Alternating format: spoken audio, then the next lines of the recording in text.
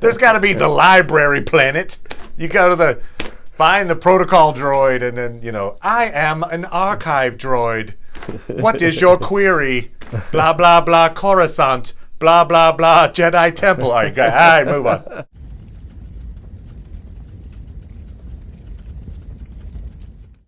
Hey, Internets. It's Paul. It's Matt. The Dork Lords. We are here talking about The Mandalorian. Season 2, Episode 1, The Marshal. Yes. That's why I'm in Yoda colors. Oh, very good. Oh, wow. To commemorate the event, I'm in Emperor Palpatine colors. Okay. Yeah, there you go. Very Vader-ish colors, I would say. We open with Mando and Baby Yoda on a nameless planet. They're searching for Mandalorians. Specifically, they are searching for this Cyclops character named Gor Koresh, voiced by John Leguizamo, because he's going to be able to tell them where the Mandalorians are. A fight breaks out because Koresh wants Mando's armor, and a lot of people die. Not Mando, yes. Not Baby Yoda. No. They Yes. killed Baby Yoda in the first episode. It was wow! I did not see that coming. So Mando interrogates Koresh, gets the information he needs, leaves him to die. We'll talk more about it, but that's essentially what happens there in your opening scene of the new season. End of the episode, we get our cool little Easter egg twist. Yes. Mando leaving Tatooine with Boba Fett's armor. He's made a friend of the Marshal, the title character. But as he takes off, someone is watching the ship take off. That person appears by all rights to be Old Man Boba Fett. It is the actor who played Jango Fett in the prequels. Hence, his clones would have included Boba Fett. Anyway, so Boba Fett perhaps has made an appearance in this series. Paul, what did you think of our opening act here in season 2 of The Mandalorian? I enjoyed it. I thought it was good. I mean, it's still the same show that it was in season 1. It's another simple story, which it's its charm. I don't mean to take away from it. I would like a little more complexity, but that's not the show. It is. You're absolutely right, and it'll sound like I'm damning this show when I say it's not a thinking man's show, but it's not.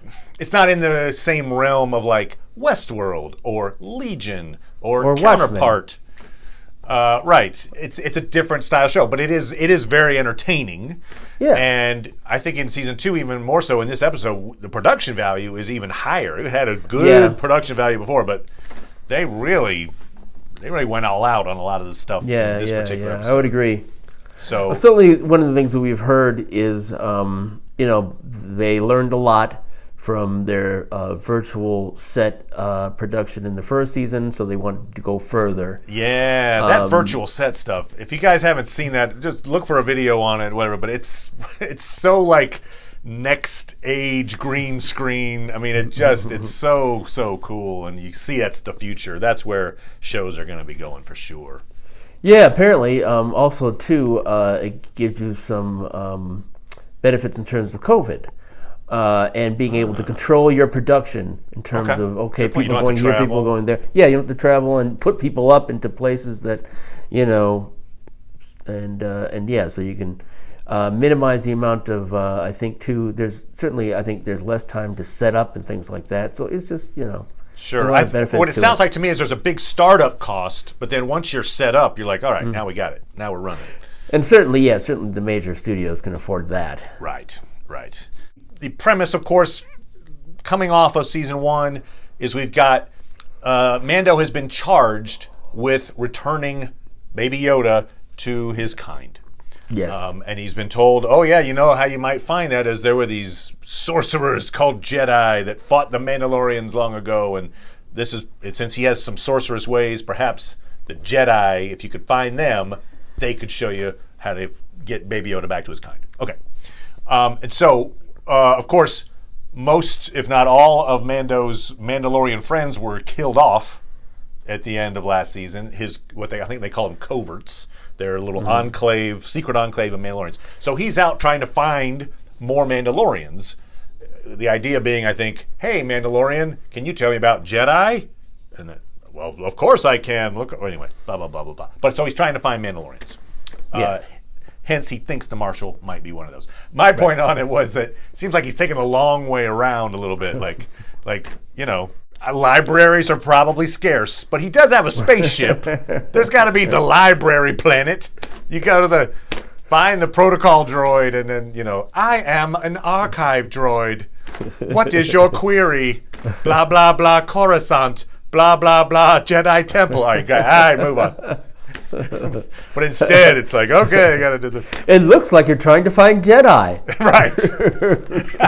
Little paper clip. Yeah.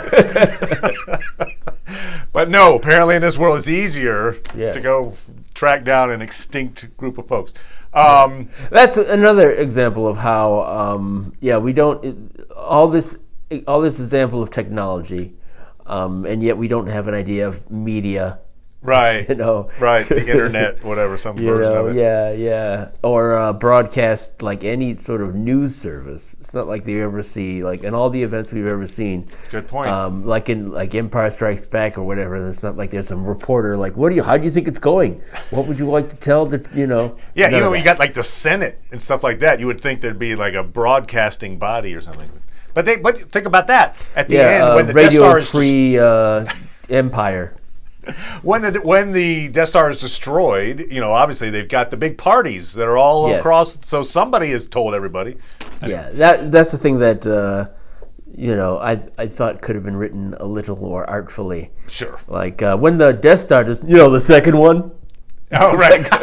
That's true. In this episode, they note, just so you know where we are in the timeline, it's after the second Death Star was destroyed. But so all that said, all the fact that he takes this long way around and he's trying to find a Mandalorian in order to find a Jedi, in order to figure out Yoda's, he comes agonizingly close to Boba Fett, who is a guy who'd be able to probably point him in the right direction. Is like perhaps anyway, but I assume that's where that's going. Originally, I thought, oh well, maybe that's like an end season thing where it's like the Jedi you seek were my enemies, but you can find them, blah. But since we know that like Ahsoka is in this show, and there are some other Mandalorians that are going to be in the show, it doesn't sound like that's going to be an end. I think he might meet up with, or in fact, I think maybe Boba chases him for his armor, and maybe that's like a mid-season thing, like episode 4 or 5. There's a Boba Fett reckoning. Oh my God, are they going to square off? And then Boba relays him what he knows about Jedi, and that propels the second half of the season, perhaps. Just a thought. It's an interesting theory. I mean, to me, it makes a question of why he didn't try to get his armor, before. Right, before it took off. Yeah. Right, because it's true, the Marshal isn't hiding it. I mean, he walks around town with his stuff. I mean, it's not like, oh, where'd my armor go? Right. Anyway. But yeah, so the Marshal is not a Mandalorian. Right. And I like that scene. I like how that played out, actually. So, Mando goes, finds the place that's off the maps, thanks to Amy Sedaris. It's like, I'm looking for a guy with armor like mine. You mean that? You mean the Marshal? And then in comes the Marshal, and then it's like, hey, you want a drink? And he takes his helmet off. That was a nice moment. It was like, there's this look from men, like, what? You're no Mandalorian. So I've no Mandalorians, and you're no Mandalorian. It's like the test to determine whether a Terminator is a Terminator. You try to make him cry, right? You're like, you must watch a very sad movie. Huh? Oh, he's a Terminator. Okay. Kill him. Meets up with the Marshal, and the Marshal's not a Mandalorian. Hence, by the code, can't keep the armor. So Mando's like, I got to take the armor, and we have to fight if we have to fight. And the Marshal then makes a deal. Hey, if you help me take out the crate dragon, I'll give you the armor. Yeah, I wonder, if the sea worm there sandworm hadn't moved, what would have happened? Oh, that's true. Right. It's a very timely moment because the crate dragon comes through town right as they're about to basically shoot each other. They're like doing the whole like hand on the pistol grip thing. What was really cool about this episode is it was a bring you back to Deadwood moment. You had Timothy Oliphant playing the Marshal, basically playing his Seth Bullock role from Deadwood, and then the bartender was the bartender from Deadwood. I'm like, oh man, how cool is this? Yeah, apparently in between scenes they were like, let's do that dialogue. Yeah, that was a great show as well. So, kudos to Deadwood, big time. Just do like a series of Deadwood Easter eggs. Yeah. Because there's a ton of Star Wars ones, but they're like, no, we're going to throw it. We're going extra level. So the Marshal is Cobb Vanth. He is a character from the Aftermath novels. I will admit that I have not read the Aftermath novels, so I had to be brought up to speed. One of the things that was interesting that I read was that he was a slave on Tatooine, much like Anakin. In his youth, he was a slave on Tatooine, so he's kind of always been on Tatooine. And many of the events that we see in this episode correlate in some way to the events in the Aftermath novels, including the fact that he's got Boba Fett's armor. I see. And that's why he's so happy, because we know that, when you're raised as a slave, it's a pretty happy experience. You get to ride bikes. Fear leads to anger. Anger leads to hatred. Maybe there's a version of that where it's like, this is what Anakin maybe could have been. Like a freedom fighter in another reality. The guy who was raised a slave on Tatooine went and, because he liberates this town from this guild. And in the Aftermath novels, they rename the town Freetown. And it's like he's a hero essentially. Okay. And I think we see him as more or less a hero in this episode as well. I don't, he's trying to do the right thing. In fact, hey, I'll give up my armor. Yes. If you help it's to help the town. I mean, it's help to him, but it's also to help the town. Right. So what's kind of fun about this is, this is a fairly standard Western trope, right? Like, hey, the town's in trouble, the gunslinger comes in to save the day. But it's also, like a medieval fantasy trope. Oh, the dragon is attacking the village. The knight in shining armor comes along to slay the dragon, and we get the treasure.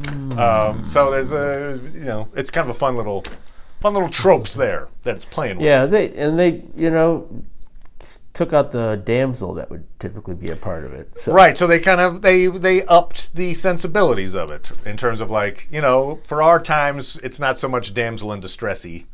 It's but there's still a dragon to kill. That's right. They got, what was that line? Oh, I'm gonna forget it. It's from Reign of Fire.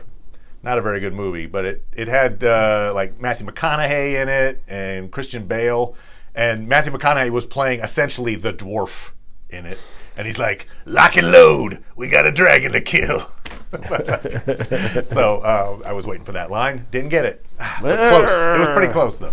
So one of the things this feels like is it feels like just a higher production value version of a season 1 episode. It's the Mudhorn episode, where essentially, Mando is in the desert. He makes a deal to go kill this creature, which is in a cave. He lures the creature out of the cave, hijinks ensue, kills creature, and then the locals get the treasure, which was an egg in that case. In this case, it's a crate dragon pearl, which apparently is an incredibly valuable thing, so the Tusken Raiders very excited. We saw last season how Mando gets along with the Tusken Raiders. Here we see not only does he know the sign language, he can actually speak Tusken Raider, which I was like, okay. I don't know. What do you do with your voice box? Get those guttural sounds. But yeah, I like that notion of like, hey, we got to work together with the Tusken Raiders in order to solve this problem. Theoretically now, they have a time of peace there in the Marshal's town. Mos Pelgo, something like that. Yes. Not much for Baby Yoda to do in this episode, frankly. I mean, Baby Yoda was kind of window dressing. His ears were flapping in the breeze when they were yes. cycle. But there was looked like a pod racer, half a pod racer that the Marshal was riding. So that was kind of interesting little Easter egg.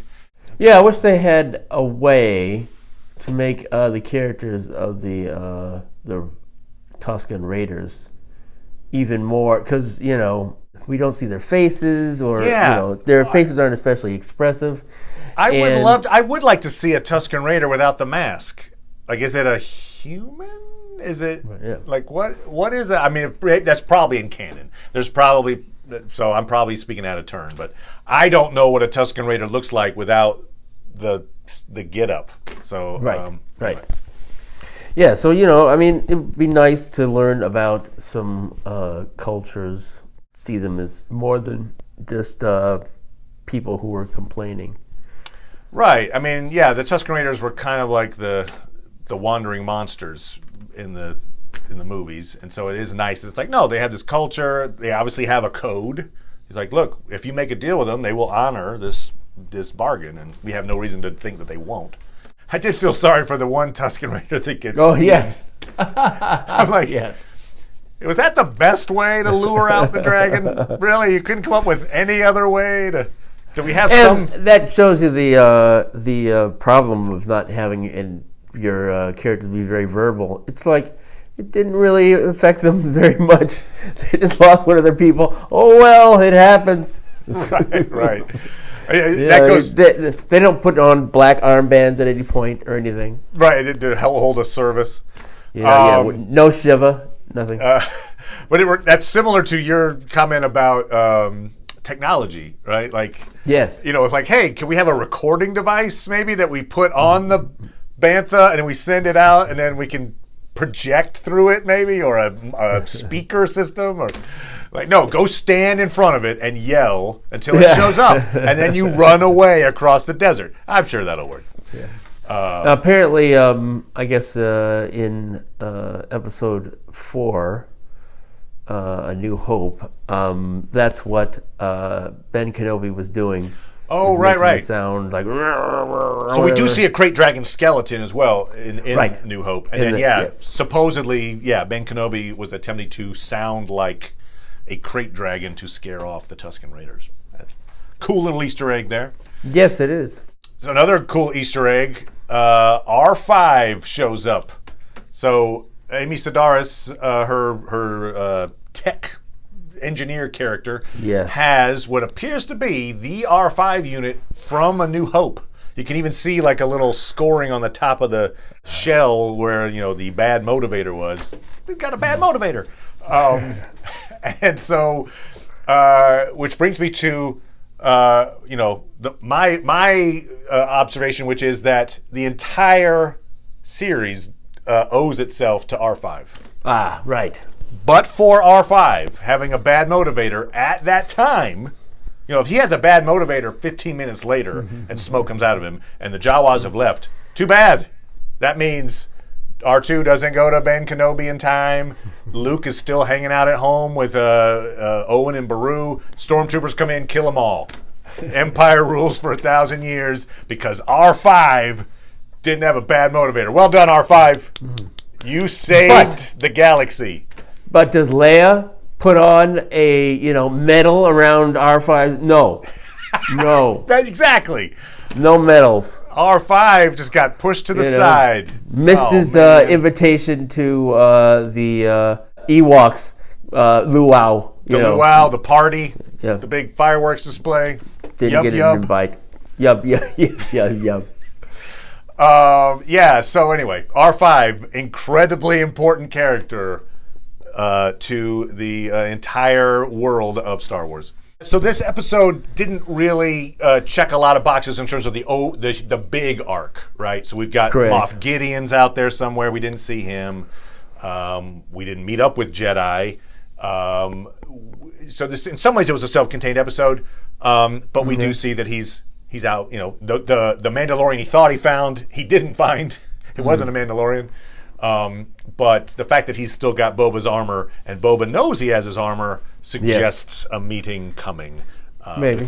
With one who is quite familiar since, he was there on Tatooine with Luke, getting dropped into a Sarlacc pit. We get some some perhaps evidence as to how Boba Fett survived, which was crate dragons live in an abandoned Sarlacc pit. It's like, well, there are no abandoned Sarlacc pits. They are if you eat the Sarlacc. So it sounds like a crate dragon ate the Sarlacc, perhaps, that Boba had. And his armor kept him alive long enough to, not be digested. And then the Jawas somehow ended up with the armor. But also the fact that Boba Fett is holding Tusken Raider gear, and he almost looks like he's the new Obi-Wan on Tatooine, right? Like he's like, I'm an old, experienced, wise guy who had a dangerous past, but now I'm just a hermit. I don't know. So it's interesting to see what his personality is. Is he is he bitter? Is he like jaded? Is he like, what? I did a lot of bad things. I'm trying to atone. I don't know. We'll see how that goes. But. Yeah. I mean, not knowing the character of the Marshal. Cobb. Yeah. I mean, I guess he's supposed to be a good guy, so of course he'd be doing the right thing and honoring his obligation to the town. It's just interesting to see how they decide to have events play out. I guess, it wasn't even an option at the end of it to leave the guy, It's like, okay, well, we had a little deal and carry it out, and I take away the armor. So, yeah, I wonder if we're going to see this character again. They're not really developing anything on the planet. I think almost certainly you'll see him again. He had that line. He's like, well, if you ever need me again, I'll be around or whatever. I hope to see you again. I felt like that was so you think like a final episode, like, okay, I need all my friends for this. Right. Much like season 1, right? Season 1, he met some characters, and then at the end, he brought them all together. Right. So, I think we're going to see the Marshal. Yeah, okay. Makes sense. That's my thought. Also, I'll just say this. The Crate Dragon looked great. Oh, yeah. They should probably send a check to Frank Herbert's estate because that's a sandworm from Dune, right? I mean, it's like he feels the tremors on the sand, and I'm like, oh, okay, you went there. He travels under the earth, and then he comes. I'm like, oh, okay. And he has a very valuable resource we all want. Anyway, so. Hey, if you're going to copy from someone, copy from Dune. I mean, that's... So, I'm looking forward to seeing what they do for episode 2. And, we'll be back talking about that. Thank you, Paul. As always, we're also be talking, obviously, about Discovery, so come on back to that as well. Yep. I'll come back now, you hear? Indeed. Yay, R5. The hero of Star Wars. Bye, everybody. Bye.